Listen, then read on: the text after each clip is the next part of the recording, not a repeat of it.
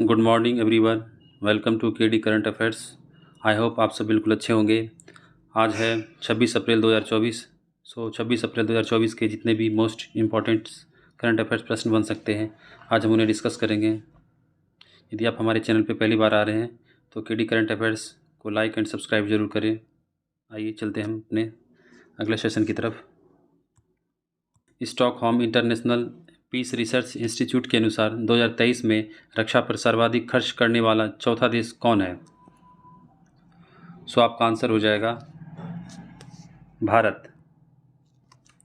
Stockholm International Peace Research Institute SIPRI के अनुसार साल 2023 में 83.6 अरब डॉलर के सैन्य खर्च के साथ भारत दुनिया में रक्षा पर सबसे अधिक खर्च करने वाला चौथा देश था। सिप्री के नवीनतम डेटा के अनुसार संयुक्त राज्य अमेरिका, चीन और रूस दुनिया में सैन्य खर्च करने वाले शीर्ष 3 देश थे।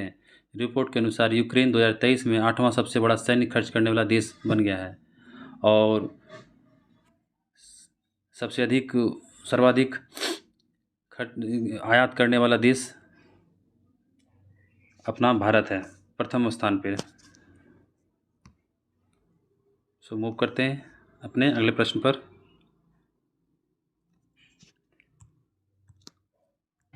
C-DOT ने 5G नेटवर्क की दक्षता बढ़ाने के लिए किसके साथ समझौता किया?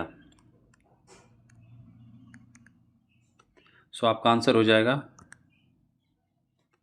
IIT Jodhpur. Centre for development of telematics C-DOT ने 5G और उससे आगे के नेटवर्क की क्षमता बढ़ाने के लिए एक समझौते पर हस्ताक्षर किए हैं। इसके तहत AI का उपयोग करके एक स्वचालित सेवा प्रबंधन प्रणाली विकसित करने पर फोकस किया जाएगा। C-DOT भारत सरकार के स्वामित्व वाला एक दूरसंचार प्रौद्योगिकी विकास केंद्र है। अभी हाल ही में IIT जोधपुर न्यूज़ में था क्योंकि इन्होंने साइटोकिन्स को विकसित करने वाला एक नैनो सेंसर विकसित किया है। और IIT बॉम्बे की बात करें तो IIT बॉम्बे में हाल ही में भारत की पहली घरेलू जीन थेरेपी का उद्घाटन भारत सरकार के द्वारा हमारे राष्ट्रपति द्रौपदी मुर्मू द्वारा किया गया था। आइए मूव करते हैं अपने अगले प्रश्न की तरफ। पावर सोलर सिस्टम ने किस बैंक के साथ रणनीतिक सहयोग की घोषणा की है? आपका आंसर हो जाएगा इंडियन बैंक।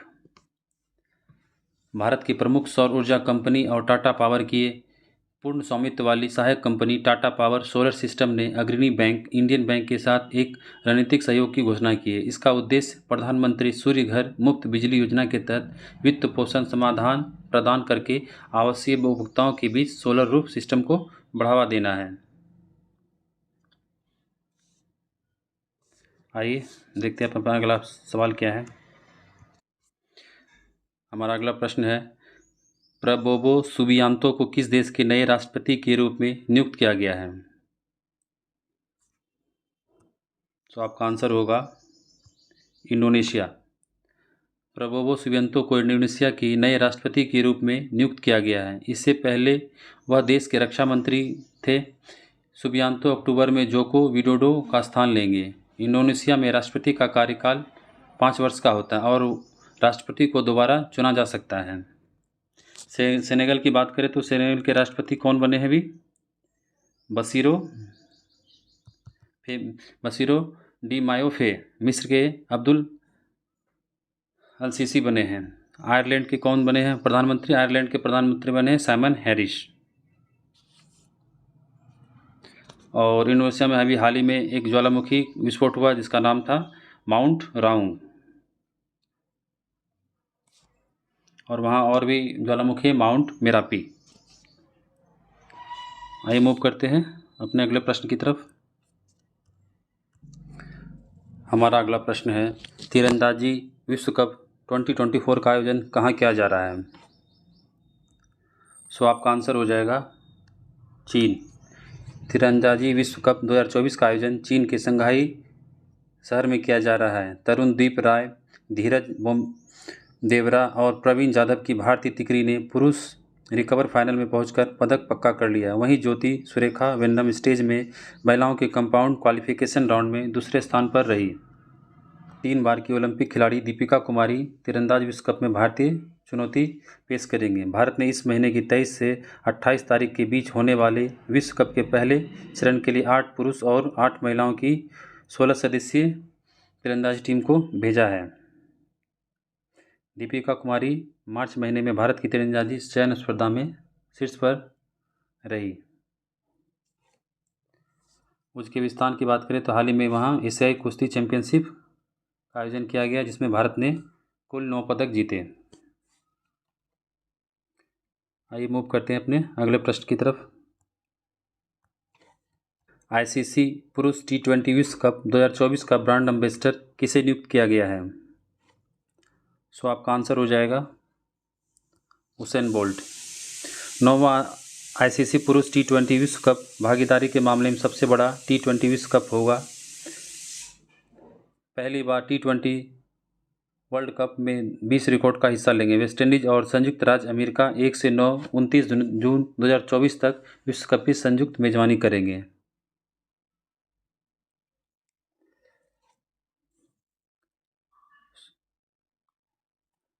सो मूव करते हैं अगले प्रश्न की ओर। है हाल ही में समाचारों में रहा क्रिस्टल मेज 2 क्या है? सो आपका आंसर हो जाएगा बैलिस्टिक मिसाइल।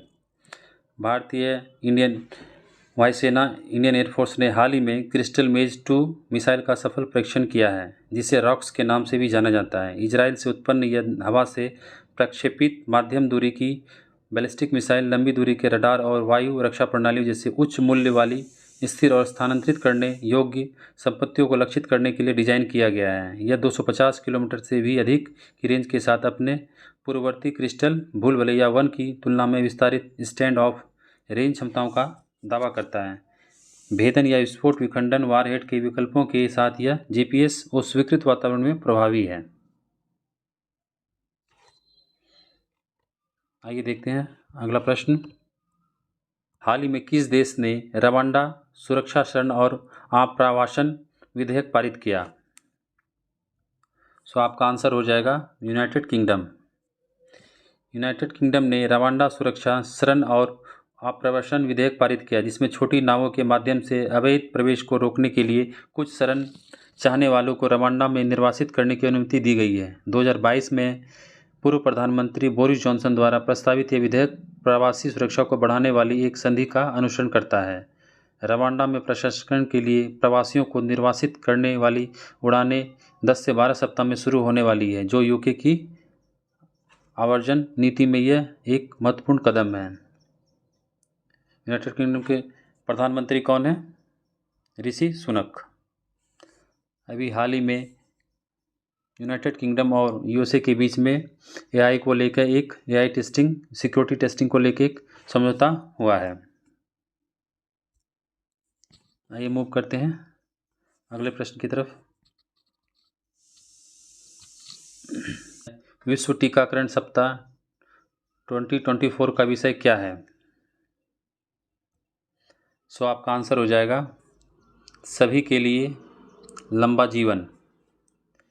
टीकों के महत्व को उजागर करने के लिए प्रतिवर्ष 24 से 30 अप्रैल तक विश्व टीकाकरण सप्ताह दिवस मनाया जाता है। 2012 में विश्व स्वास्थ्य सभा द्वारा स्थापित यह अब 180 से भी अधिक देशों में फैला हुआ है। 2024 की थीम है मानवीय रूप से संभव सभी के लिए टीकाकरण, जो टीकों की सार्वभौमिक पहुंच पर जोर देती है। टीकाकरण अभियानों ने चेचक को खत्म कर दिया और पोलियो को लगभग खत्म कर दिया। भारत में यूरोपीय टीकाकरण सप्ताह और राष्ट्रीय बाल टीकाकरण सप्ताह भी वैश्विक टीकाकरण प्रयासों में योगदान करते हैं। आपका आंसर हो जाएगा मानवीय रूप से संभव सभी के लिए टीकाकरण। अभी हाल ही में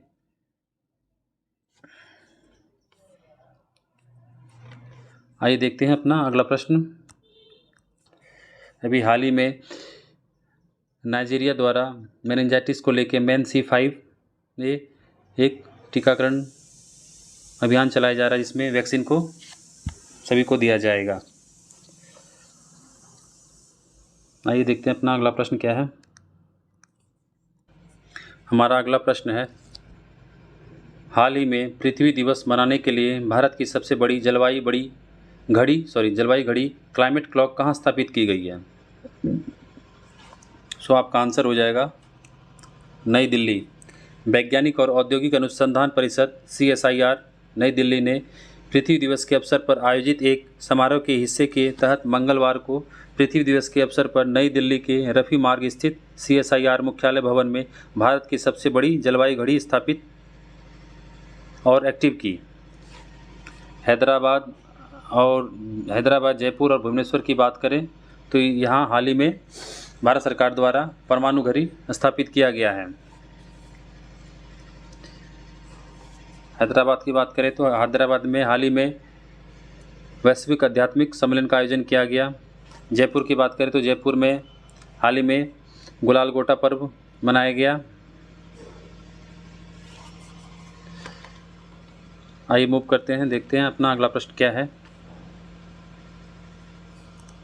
फ्रेंड्स, हमारा सेशन आज तक का यहीं तक था। आइए देखते हैं पिछले होमवर्क सीरीज का प्रश्न। हाल ही में बिस्किट यात्रा महोत्सव कहाँ आयोजित किया गया? सो आपका आंसर हो जाएगा नेपाल। हाल ही में विशालकाय सांप बासुकी के जीवाश्म कहाँ पाए गए? सो आपका आंसर हो जाएगा गुजरात के कच्छ के लिग्नाइट माइंस में ये खोजा गया है। हाल ही में राष्ट्रीय सुरक्षा गार्ड के महानिदेशक के रूप में किसे नियुक्त किया गया है? सो आपका आंसर हो जाएगा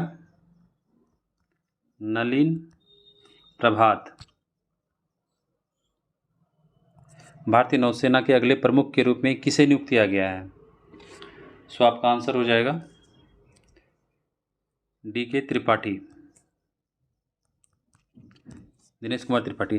भारत ने हाल ही में किस देश को ब्रह्मोस सुपरसोनिक क्रूज मिसाइल की आपूर्ति किया है? तो आपका आंसर हो जाएगा फिलीपींस।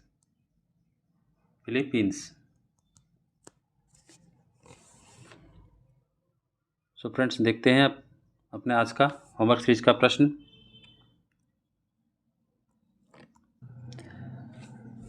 आप यहाँ देख सकते हैं 5 प्रश्न दिए गए हैं स्क्रीन पे।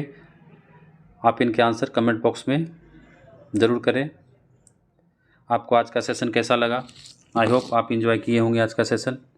यदि आप हमारे इस चैनल पे पहली बार आ रहे हैं तो KD करंट अफेयर्स चैनल को लाइक एंड सब्सक्राइब ज़रूर करें और बेल आइकन को ज़रूर प्रेस कर दें, जिससे आप तक नए वीडियो पहुंच सके। सो मिलते हैं अपने अगले सेशन में। थैंक यू, धन्यवाद। जय हिंद, जय भारत।